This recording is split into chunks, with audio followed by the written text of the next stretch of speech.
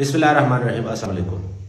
Ataullah advocate मरकज़ी नायब सदर पाकिस्तान तहरीक इंसाफ साबिक़ मैं अल्लाह ताला को हाजिर और नाज़िर जानकर कुरान पाक पर हलफ लेता हूँ, इस मुक़द्दस किताब पर, कि मुझे कभी भी इमरान खान साहब ने इदारों के ख़िलाफ़, मुल्क के ख़िलाफ़, रियासत के ख़िलाफ़ तशद्दुद के हवाले से कोई बात नहीं की। मैंने कभी महसूस भी नहीं किया कि इमरान खान साहब खुदा न खास्ता इदारों के ख़िलाफ़ या मुल्क के ख़िलाफ़ किसी भी किस्म की ऐसी नीयत रखते हैं कि उनके साथ महाजराई हो।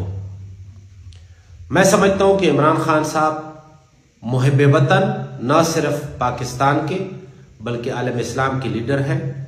वो पाकिस्तान की आवाम के लिए और दुनिया में मुसलमानों के लिए अपना किरदार अदा करना चाहते थे।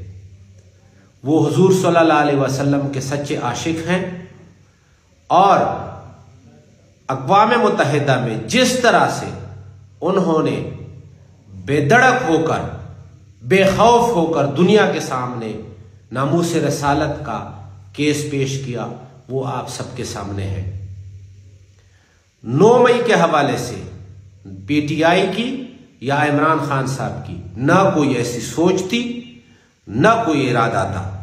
जो कुछ हुआ है ये रद्द-ए-अमल हो सकता है, लोग जज्बात में थे, शायद उस वजह से हुआ हो, लेकिन इसकी कभी मैंने किसी से सुना भी नहीं है कि इस तरह की कोई प्लानिंग हुई हो।